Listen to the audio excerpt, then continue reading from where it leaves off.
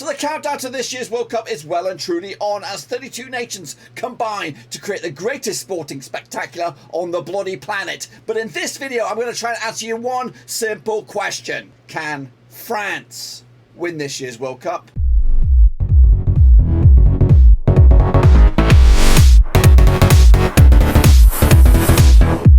That's right, folks, back once again with another World Cup summary video. That's right, where we're going to try and answer one simple question. Can this nation actually go out and win the World Cup out in Qatar? We'll take a look at it, all of it, in a second. Of course, if you're new, where you been, smash your subscribe button, bang it, all things World Cup related, Blabbing Rovers related, world football itself related. We got it all here, boys, under one roof. Of course, the countdown is well and truly on, with the tournament set to kick off in November 2022, of course. But what's going to happen this coming World Cup? We'll take a look at all of it in a second. Of course, big shout out to my VIPs. They are the patrons, of course. And if you are interested in helping out the channel in another way, check out the links down below. I'm on Twitter, I'm on Twitch, I'm on Patreon, and of course there's a Discord in there. So get in amongst it and let's get chatting. So let's take a look at it then, shall we? Let's take a look at France, the World Cup holders, who are hoping to make it back-to-back title successes over in Qatar 2022. Now, the rules have changed over the past, 10, 12 years, that the holders now have to still earn their right to be at the tournament. So,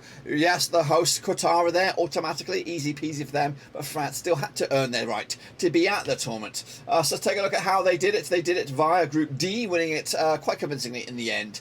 6 points clear of the nearest and dearest, Ukraine. Both nations, coming through without a loss to their resume, but of course Ukraine had to go via the playoffs and didn't actually make it in the end, so a bit of a shame for them.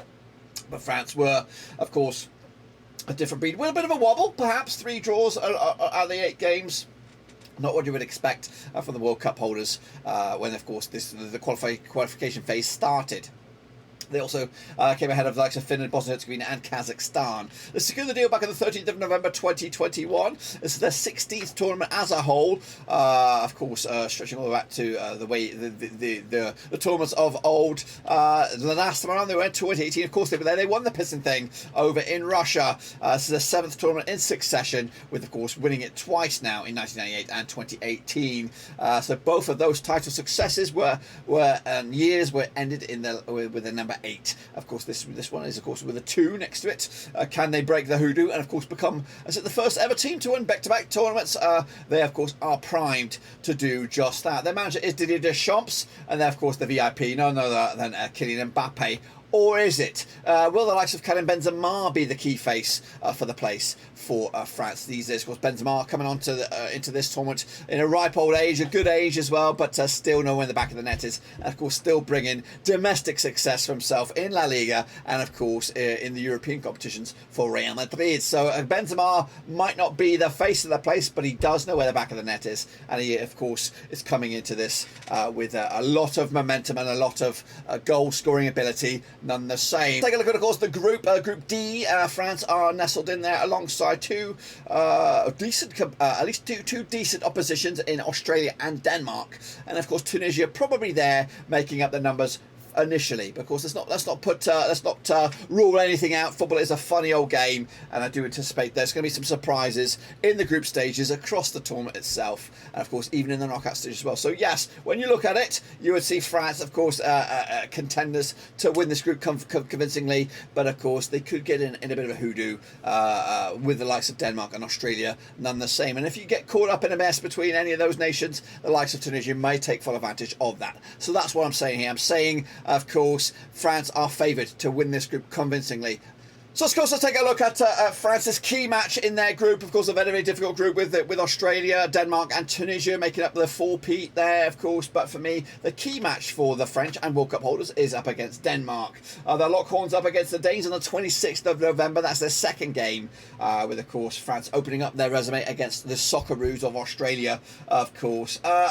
In all honesty, I do think the French will be a very commanding force in this group, and they could come through this with with 9 points of a possible 9, if of course everybody plays their part. Now they've got a lot of personalities, got a lot of characters. They've got a bit of maybe there's a bit of friction amongst some of the players as well. But of course they do come with a winning mentality from the World Cup out in Russia. They weren't that great in the Euros, though. They had a bit of a shit show there. They need to bounce back and show the world that they are still number one, especially in tournament football as well. So for me, the key matches up against the Danes, fellow Europeans, of course. And of course, don't get me wrong, this game could go either way. Of course, the Danes have that fight, the team spirit, the camaraderie, of course, coming together in the Euros, of course, for Christian Eriksen's health.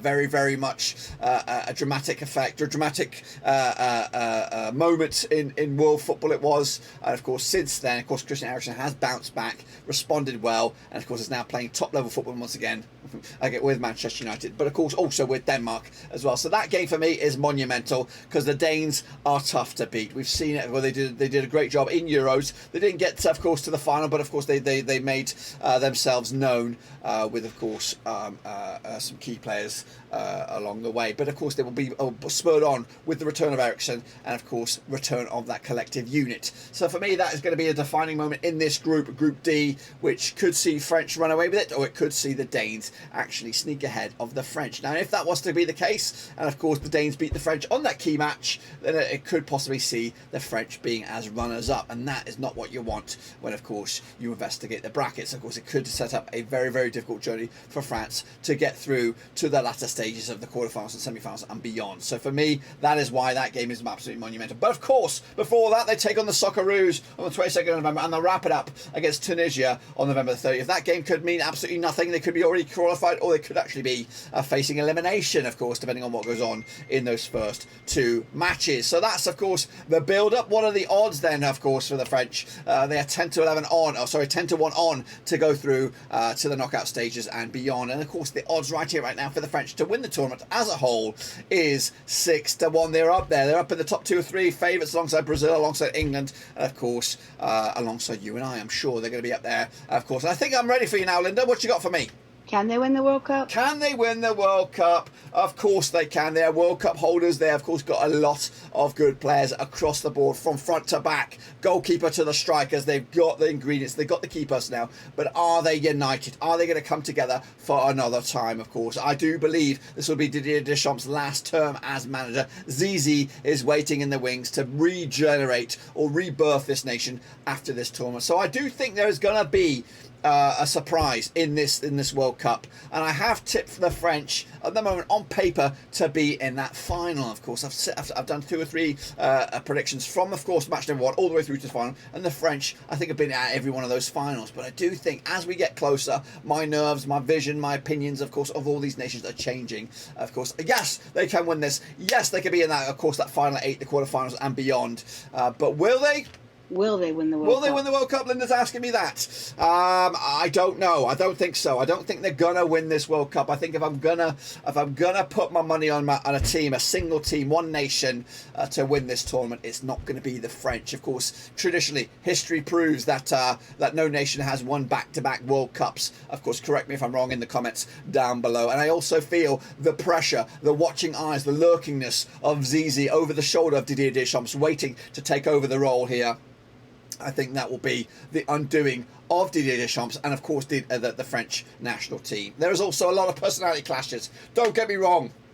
I think the French will compete here, and they will make for good viewing. I think the neutrals, the third parties, will enjoy watching French play some football this coming summer, or not summer, this coming bloody November, of course. But I think there will be a bit of a catalyst and a statement result that sees them crash out probably at the quarter-final stages. That's right, they've gone from finalists to quarter-finalists. I just think there's going to be too much pressure on the nation to make it back-to-back successes. So, yes, they can win it, but will they? Absolutely no. So for me, I've gone back a little bit. I think the French are going to the quarterfinals, and that will be it. But until that, guys, that is my take on La France. So there you have it, folks. There you bloody have it. A short, sharp take on this nation's chances out in Qatar 2022. What do you expect this country will do in this year's tournament? Do you think they'll get out of the group stages, or do you think they'll go deep, deep, deep into the competition itself? Let me know your opinion down below. And of course, we'll look forward to non-stop coverage right here at Blackburn Overseas. We're going to have, of course, predictions, previews, reviews, reactions, and of course, reactions from real fans themselves. themselves, of course. So that's all to look forward to